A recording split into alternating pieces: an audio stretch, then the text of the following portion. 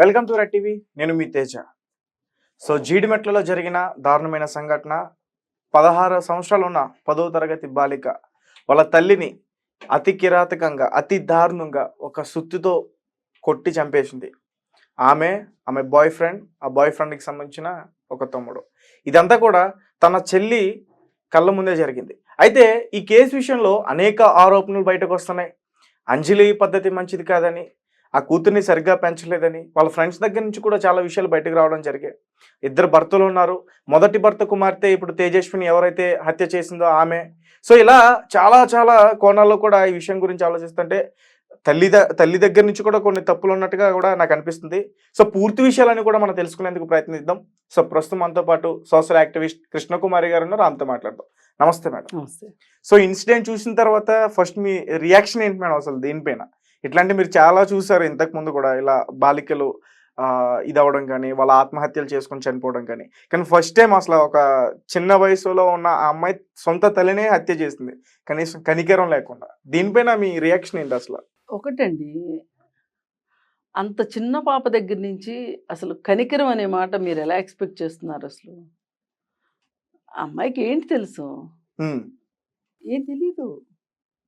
తెలుసు అనుకుంటుంది, తెలుసు అనుకునేలా సెల్ ఫోన్ చేసింది, తెలుసు అనుకునేలా ప్రవర్తించింది, తెలుసు అనుకునేలా వాళ్ళ అమ్మ కూడా మాట్లాడింది. తెలుసు అనే ఆ అమ్మాయి 7వ తరగతిలోనే పోలీస్ స్టేషన్కి వెళ్ళింది. తెలుసు అనే స్కూల్కి ఫోన్ పట్టుకెళ్ళింది. నాకు చాలా తెలుసు, నేను చాలా పెద్దదాన్నే అయిపోయాను అనుకునే ఒక ఇల్యూజన్లోనే ఇన్స్టాగ్రామ్లో ఒక ఫ్రెండ్ పరిచయం చేసుకుంది. ఆ ఫ్రెండ్తో కబుర్లు చెప్పింది, కబుర్లు విన్నది, కబుర్లు చెప్పింది, ఒక అటెన్షన్ ఇచ్చింది, ఒక అటెన్షన్ తీసుకుంది. ఆ తర్వాత ఇంట్లో నుంచి వెళ్ళిపోయింది. మళ్ళీ పోలీసులు తీసుకొచ్చారు, ఇంటికి పంపించారు. మరి ఇంటికి వచ్చిన తర్వాత తల్లి ఏం మాట్లాడుతుంది? నీకేం తెలియదమ్మా, ఇప్పుడే కాదు ఈ ప్రేమ పెళ్ళి ఇవన్నీ, నువ్వు చదువుకున్న తర్వాత నీ కాళ్ళ మీద నువ్వు నిలబడ్డాక పెళ్ళి అని చెప్తుంది. కానీ ఈ అమ్మాయి నాకు తెలుసు అనుకుని వెళ్ళిపోయింది ఇంట్లోంచి. వాడు కూడా నాకు చాలా తెలుసు అనుకున్నాడు. తెలుసు అనుకుని ఇంట్లో పెట్టుకున్నాడు. పోలీసులు వచ్చి అడిగారు, నువ్వు ఇలా పెట్టుకుంటానికి కుదరదు అబ్బాయి, నీ వయసు 19, ఆ అమ్మాయి వయసు 16, నువ్వు మేజర్వి, మేజర్ అయినంత మాత్రాన పెళ్లి వయసు రాదు మగపిల్లలకి. పెళ్లి వయసు రావాలంటే 21 రావాలి. ఈమె మేజర్ అవ్వలేదు, పెళ్లి వయసు రాలేదు ఈమెకి అని చెప్పి, మీరు చాలా తెలుసు అనుకుంటున్నారు, మీకేమీ తెలీదు, నోరు మూసుకుని కూర్చోండి అని చెప్పి ఎవరింట్లో వాళ్ళకి పంపించారు. అలా పంపించిన వెనకాల పోలీసులు యొక్క తప్పిదం ఉంది కదా. పోలీసులు కూడా మాకు చాలా తెలుసు, మేము చాలా పరిష్కారం చేసేసాం అనుకుని ఎవరింటికి వాళ్ళని పంపించేసి నోటీసులు ఇచ్చి చేతులు దులుపుకున్నారు. వాళ్ళ అమ్మ కూడా నాకు చాలా తెలుసు అనుకుంది. శివ వాళ్ళ అమ్మ అనుకుంది. కానీ శివ వాళ్ళ అమ్మ మానసిక పరిస్థితి సరిగా లేదు. ఆమె ఎర్రగడ్డ హాస్పిటల్లో కూడా మానసిక చికిత్స తీసుకుంది అని చెప్పి వాళ్ళ భర్త చెప్తున్నాడు. ఆమె మాట్లాడే మాటలు అట్లాగే ఉన్నాయి. ఎంత చదువుకోని వాళ్ళైనా ఒక మీడియా వాళ్ళ ముందు చంపడం కరెక్ట్ అని చెప్తారా? ఆ మాట్లాడిన మాటలు చూస్తుంటే ఎవరో ధైర్యం చెప్పిన పర్లేదులే, బెయిల్ తీసుకుని బయటకు తీసుకురావచ్చులే అనే ధైర్యం చెప్పిన మాటలే మీడియా ముందు చెప్పినట్టు. అదే మరి నేననేది, ఆమె కూడా నాకు చాలా తెలుసు అనుకునే మాట్లాడింది. వీళ్ళ అమ్మ కూడా, అంజలి కూడా నాకు చాలా తెలుసు అనుకునే స్కూల్కి వెళ్ళి హెడ్ మాస్టర్ తోటి తగాదా అడిగింది. ఏది, మా అమ్మాయి ఫోన్ తీసుకొస్తుంటే మీరేం చేస్తున్నారు అని. అంటే ఇంతమంది మాకు తెలుసు అనుకునే వాళ్ళ మధ్యలో ఇంత వ్యవహారం జరిగింది. మరి వీళ్ళందరికంటే చిన్నది కదా ఎవరు? ఈ పాప, 16 ఏళ్ళ పాప.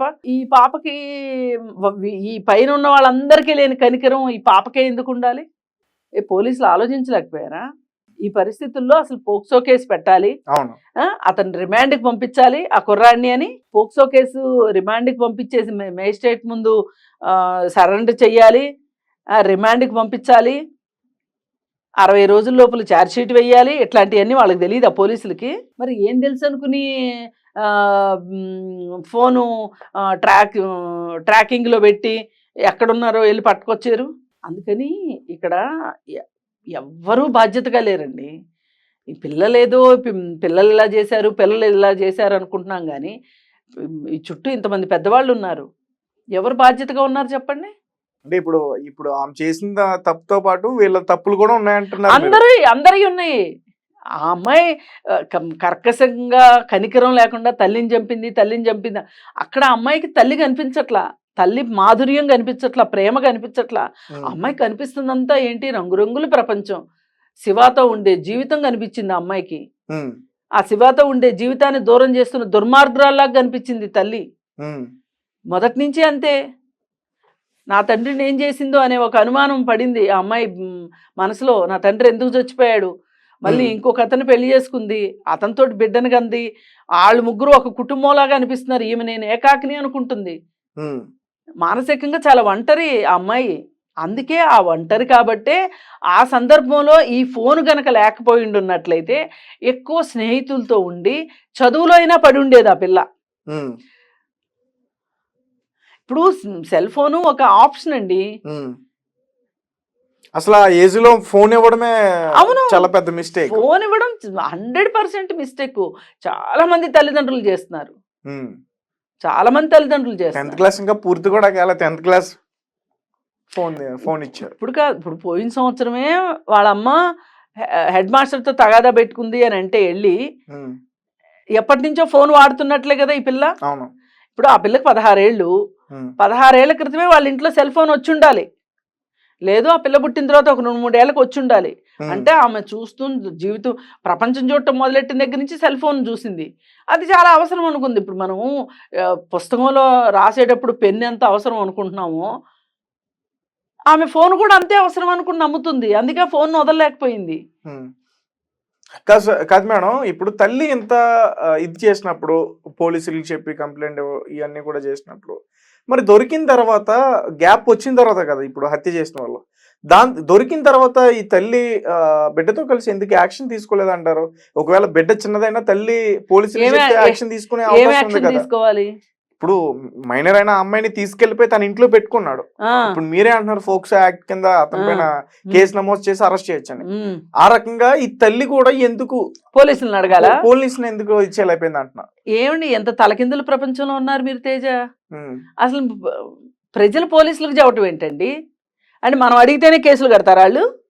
మనం అడిగితేనే సెక్షన్లు పెడతారా?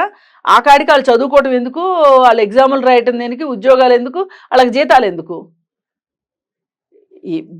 జరిగిన నేరం ఏంటి, ఈ నేరానికి ఏ ఏ సెక్షన్ పెట్టాలి, ఆ సెక్షన్కి ఎన్ని సంవత్సరాలు శిక్ష ఉంటుంది, స్టేషన్ బెయిల్ ఇచ్చి పంపించేది 7 సంవత్సరాల లోపు ఏదైనా నేరం చేస్తే వాళ్ళకి స్టేషన్ బెయిల్ ఇచ్చే అవకాశం ఉంది. 7 సంవత్సరాలు పైబడిన నేరం అయితేనే రిమాండ్కి పంపిస్తారు. ఇప్పుడు ఈ అబ్బాయి చేసింది 7 సంవత్సరాలు పైబడిన పోక్సో యాక్ట్ కదా ఇది.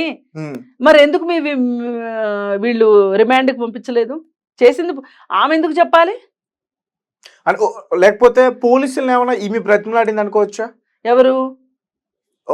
ఈ తల్లి దయచేసి ఇలా మీరు గీసులు అంటే మళ్ళీ నా కూతురు మా పరువు పోతుందని బ్రతిమలాడినా కుదరదండి. ఇప్పుడు మా అబ్బాయి హత్య చేశాడు అనుకుందాం, హత్య చేశాడు కదా, జీవితం ఏమైపోద్దండి, జైలుకి వెళ్తే ఏమైపోతాడు అని చెప్పి నేను అడిగితే వాళ్ళు వదిలేయాలా? వాళ్ళ పోలీసులు ఎట్లా అనిపించుకుంటారండి? ఆమె కాదు అడగాల్సింది, పోలీసులకే ఉండాలి. పోలీసులదే ఈ నిర్లక్ష్యం మొత్తం. ఈ ప్రాణం పోవటం, ఈ మొత్తం జరగడానికి పోలీసులు కారణం కాకపోవచ్చు. ఈ మొత్తం జరగడం వెనకమాల వాళ్ళ అమ్మ పాత్ర కూడా కొంత ఉండొచ్చు. తెలియని తరమో అజాగ్రత్త ఇంకోటో ఉండొచ్చు. సెల్ ఫోన్ కూడా ఒక పాత్ర పోషించవచ్చు. కానీ ఈ ప్రాణం పోవటానికి మటుకు పోలీసులే కారణం, వాళ్ళ నిర్లక్ష్యమే. అదే అటు సైడ్ ఆ అమ్మాయి తరఫున గనక బాగా డబ్బులున్న వాళ్ళు అయ్యి ఉంటే కోర్టు సినిమాలో లాగా వీళ్ళు పోక్సో యాక్ట్ పెట్టుకోకుండా ఇంటికి పంపిస్తారా? అవును.